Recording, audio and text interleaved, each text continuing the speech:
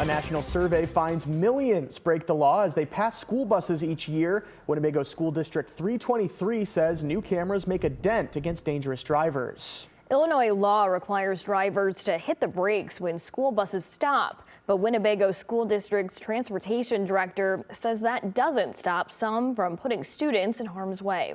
WYFR's Nathaniel Langley explores how the district deploys technology in its fight against illegal passers.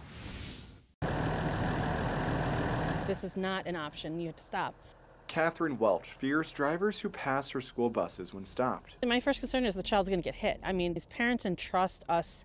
The Winnebago School District's transportation director cites Illinois law. You have to do it no matter if you're on private property or public property on the roadway. You have to stop no matter what.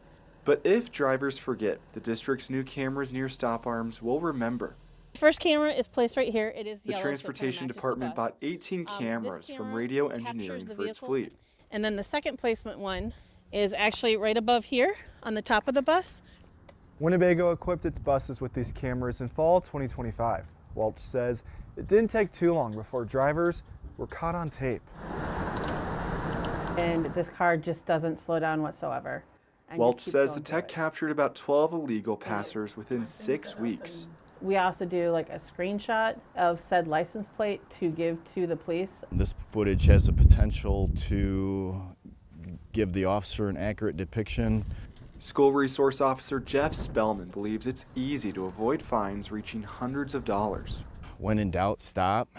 Welch feels there's a renewed confidence within the district. I know the drivers are more excited about it because they feel like something's actually happening.